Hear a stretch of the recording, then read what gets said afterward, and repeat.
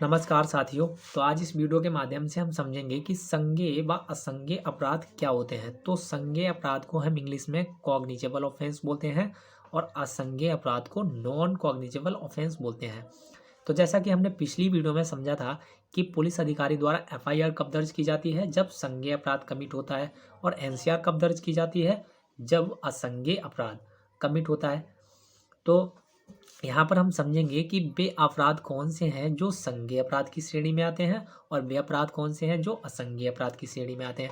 इसके साथ ही हम समझेंगे कि संज्ञेय व असंज्ञेय अपराध से संबंधित हमें प्रोविजंस कहाँ पर देखने को मिलते हैं व इन्हें कहाँ पर डिफाइन किया गया है। तो इसे समझने से पहले हम एफआईआर व एनसीआर के संबंध में कुछ समझते हैं। जैसा कि हमने पिछली वीडियो में समझा था कि जब कभी किसी व्यक्ति के विरुद्ध अपराध कमिट होता है या गठित होता है, जब किसी व्यक्ति के विरुद्ध या जब कभी कोई व्यक्ति किसी दूसरे व्यक्ति के विरुद्ध अपराध कमिट करता है, तो वो व्यक्ति अपनी शिकायत लेकर पुलिस थाने जाता है और पुलिस ऑफिसर को उस मामले के बारे में बताता है कि मेरे साथ फला फला व्यक्ति ने ये अपराध कारित किया है या अपराध घटित किया है।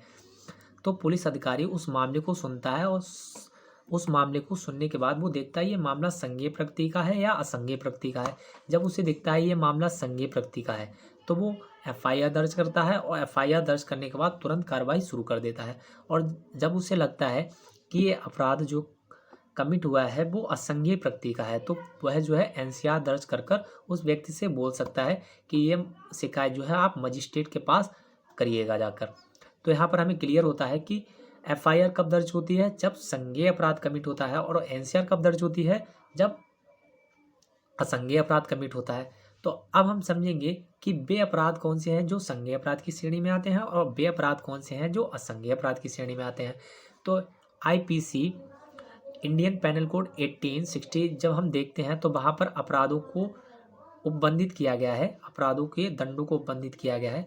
तो जो अत्यधिक गंभीर प्रकृति के अपराध हैं उन्हें जो है एक अलग श्रेणी में संज्ञेय अपराध के रूप में दिखाया गया है, बताया गया है, और जो कम गंभीर प्रकृति के होते हैं उन्हें असंज्ञेय श्रेणी में रखा गया है। तो ये हमें कैसे पता चलेगा कि कौन से अपराध संज्ञेय श्रेणी में आते हैं और कौन से अपराध असंज्ञेय श्रेणी में आते हैं, असंज्ञेय अपराध की श्रेणी में आते हैं।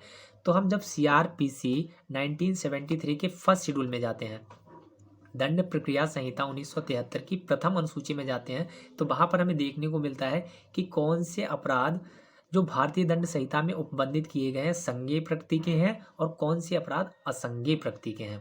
तो यहाँ पर क्लियर हुआ कि हमें यहाँ पर क्लियर हुआ कि कौन से अपराध संज्ञेय प्रकृति के हैं और कौन से अपराध असंज्ञेय प्रकृति के हैं। तो अब हम समझते हैं कि संज्ञेय अपराध को कहाँ पर परिभाषित किया गया है।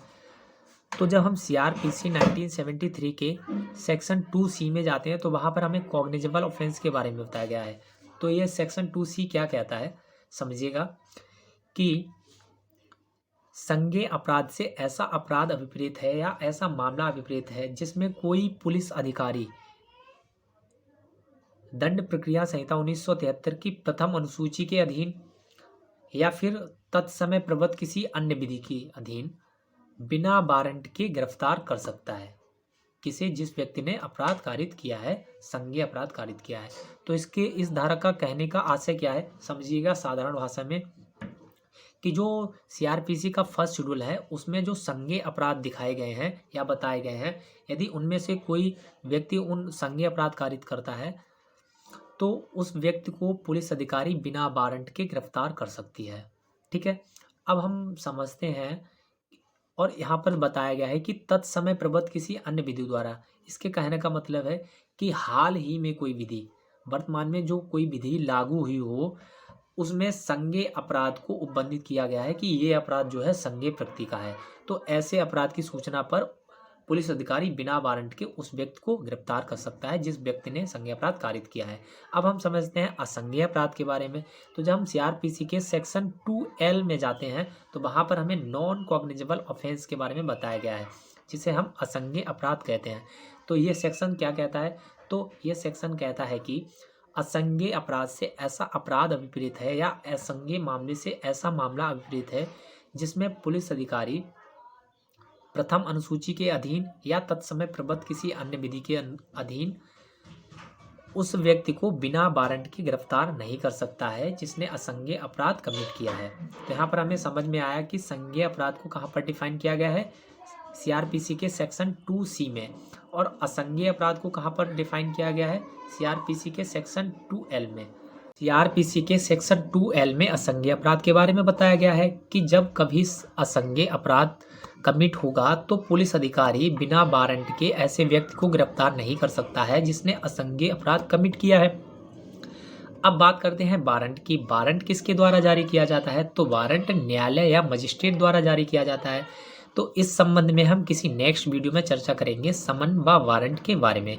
तो आज के लिए बस इतना ही।